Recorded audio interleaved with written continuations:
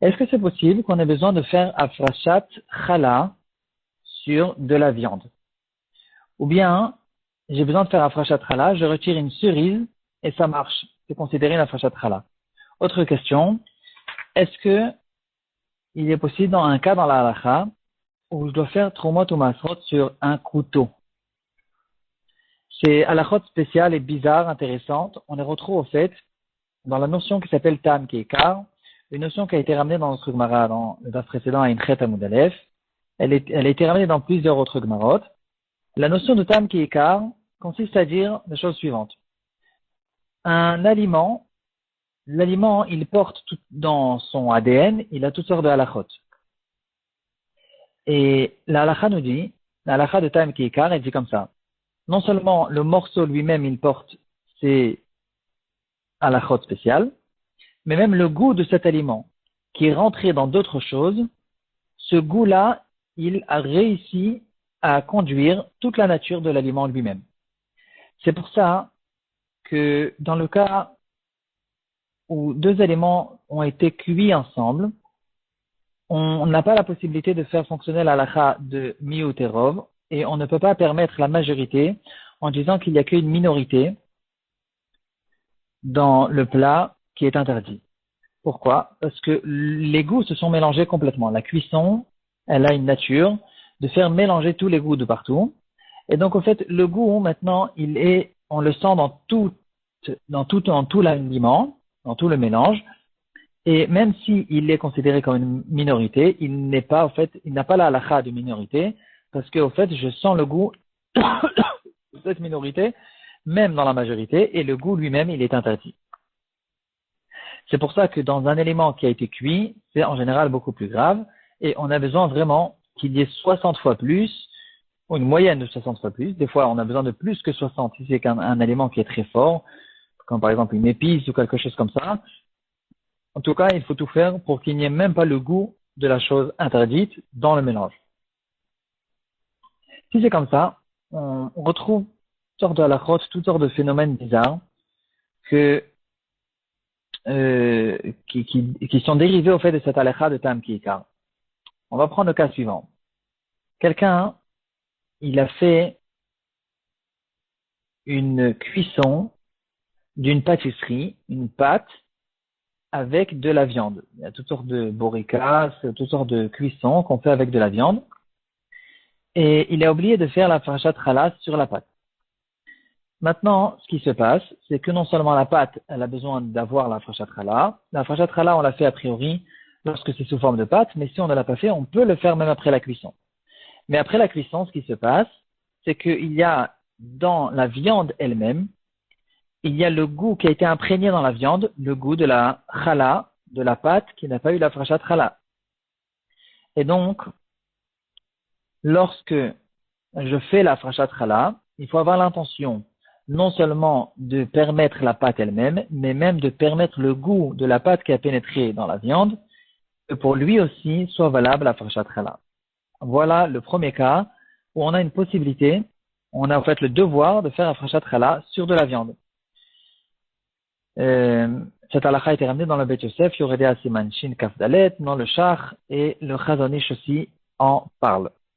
Le Chazonish dans Ilchot Dmai Yud Gimel He, il ramène quelque chose qui est dérivé au fait de cette halakha spéciale. Il dit si c'est comme ça, on n'a qu'à faire la farchat chala en retirant de la viande. Pourquoi retirer de la pâte? On n'a qu'à retirer de la viande. Parce que dans la viande elle-même, il y a le goût de la pâte.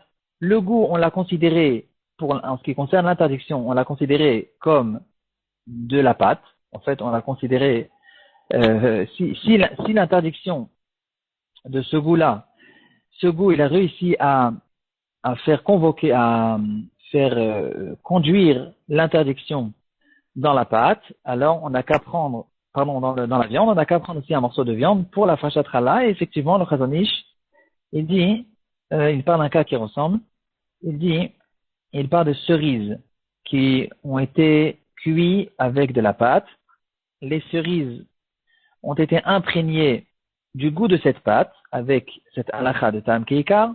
On est obligé maintenant de de considérer que le goût de la pâte qui se trouve dans les cerises sont considérés comme la pâte elle-même. Alors si c'est comme ça, nous dit le Chazon Ish, étant donné que dans la Frachat Chala, j'ai la possibilité de faire une Frachat Chala minimale, je prends un tout petit morceau pour permettre toute la pâte, j'ai la possibilité aussi de prendre une cerise dans laquelle se trouve le goût imprégné de la pâte, et il y aura ici un millième de pâte qui va servir de la Frachat Chala, le goût qui se trouve dans la cerise. Grand chidouche du Chazon Ish, qui est superposé sur le chidouche du Beth Yosef, qui est reposé au fait sur cette règle générale de Ta'am Keikar. Donc ici on a vu déjà deux choses. On a vu la pâte qui est imprégnée dans de la viande ou dans de la cerise. On a vu que on a besoin de faire la Frachat Chala non seulement sur la pâte mais même sur le goût qui se trouve dans la viande. Et là-dessus nous dit le Chazon Ish, c'est comme ça, on n'a qu'à prendre la cerise elle-même et faire avec la cerise Frachat Chala. Je retire une cerise et je considère cette chose-là comme Frachat Chala. Un autre cas bizarre. J'ai dans mon jardin, j'habite en Israël, et j'ai dans mon jardin un arbre fruitier. Je cueille une orange qui est Tevel. C'est une orange qui n'a pas du tout passé le processus de Trumot ou Maasrot qu'on a dans les Hersherim, dans la cache-route qu'on a besoin d'avoir en Israël sur les fruits et les légumes. C'est du vrai Tevel, et je le ramène maintenant à la maison. Ensuite, j'ai pris cette orange et je l'ai coupée en deux, même peut-être pour faire pour faire la Frachat Trumot ou Maasrot que j'ai besoin de faire sur cette orange. Pour faire les prélèvements, j'ai coupé cette orange en deux. Maintenant, j'ai utilisé un couteau que j'avais dans ma cuisine. Ce qui se passe, c'est qu'ensuite, quand je fais la Trumot ou Maasrot, je fais le Trumot ou Maasrot sur l'orange elle-même. Mais qu'est-ce qui se passe maintenant avec le goût de Tevel qui a été imprégné dans le couteau? Dans ce couteau, j'ai un goût de cette orange qui était Tevel lorsque j'ai coupé. Et là-dessus, la halakha, elle est que, effectivement, quand je fais la Trumot ou Maasrot, je dois avoir l'intention de permettre non seulement l'orange elle-même, mais aussi le couteau, le goût qui se trouve dans le couteau, pour que je puisse plus tard utiliser le couteau qui ne soit pas considéré comme un couteau qui a un goût de Tevel. Ensuite, quand je vais l'utiliser pour couper quelque chose d'autre que j'ai à la maison, que ce goût ne sorte pas finalement dans le deuxième aliment de Tevel. Donc quand je fais la Trumot ou Maasrot, je permets non seulement l'orange, je permets aussi le couteau. Maintenant, quand on est arrivé à là, on devrait se poser une question de base. Pessah arrive et j'ai plein d'ustensiles qui ont été imprégnés de goût de Chametz. Est-ce qu'il y a un problème avec ces ustensiles? Alors aujourd'hui, qu'on a l'habitude de faire la vente du Chametz, dans la vente du Chametz, c'est écrit qu'on vend aussi le goût qui se trouve dans les ustensiles. Mais est-ce qu'on a besoin de le faire? Certains Rishonim tranchent la halakha que quelqu'un qui laisse chez lui à la maison des ustensiles dans lesquels sont imprégnés du goût de Chametz, il n'y a pas de problème de baliré ou balimaté. D'après cet avis, on devrait comprendre, si c'est comme ça, on voit que un issour qui est imprégné dans un ustensile, il n'est pas considéré comme chametz, en fait, il n'est pas considéré comme du manger.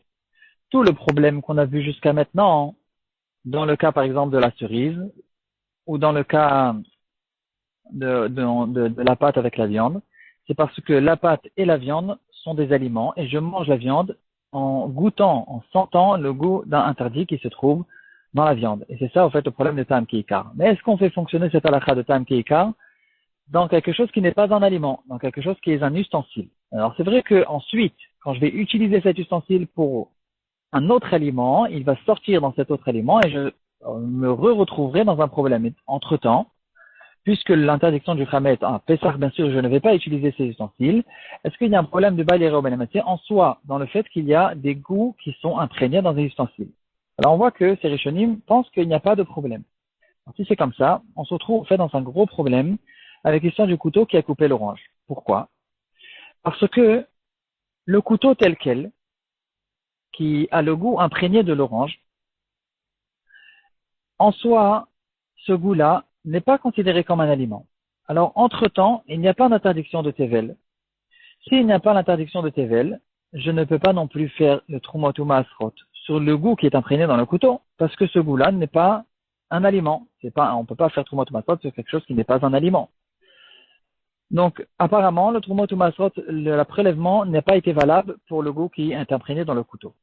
Ensuite, j'utilise ce couteau pour plus tard, pour plus loin. Pour l'instant, j'ai pas de problème, mais ensuite, quand je vais utiliser le couteau pour couper une pomme, là, je vais me retrouver dans un gros problème parce que le goût qui va re-rentrer dans la pomme, ce goût-là, maintenant qu'il se trouve dans la pomme, il se réveille et il est considéré maintenant, oui, comme un aliment. Il reprend en fait son statut sa nature d'aliment et maintenant, c'est un aliment en fait et c'est un aliment sur lequel il n'y a pas eu de prélèvement. Un paradoxe, un problème qui se trouve dans ce cas-là. Rav Shlomo Zalman Auerbach, il relève ce problème et Rav Chaim Kanevsky, dans le Derech Emunah El Chotrumot Perek Dalet, il essaye de résoudre ce problème en essayant il y a une complication là-dessus, en essayant de déterminer est-ce que c'est un aliment ou bien c'est peut-être oui considéré comme un aliment, mais c'est l'interdiction qui n'existe pas ou le contraire, plutôt c'est considéré comme quelque chose qui est oui.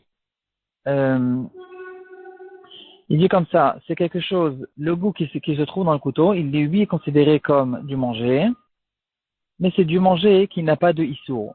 Et quand je suis intéressé de faire Trumot ou Masrot, j'ai la possibilité de faire Trumot ou Masrot malgré que ce n'est pas encore interdit, parce que ça s'appelle oui quand même du manger, c'est un goût qui se trouve dans le couteau, c'est du manger, et le chidouche il est que j'ai la possibilité de faire Trumot ou Masrot sur ce goût-là qui se trouve dans le couteau, étant donné que c'est oui considéré comme du manger, malgré que ce n'est pas du manger qui est interdit. Et comme ça, on essaie d'un petit peu de gagner dans tous les sens. Dans l'ustensile qui a été imprégné de goût de chametz et qui se trouve à Pessah, alors je considère que c'est oui du manger, mais il n'y a pas d'interdiction.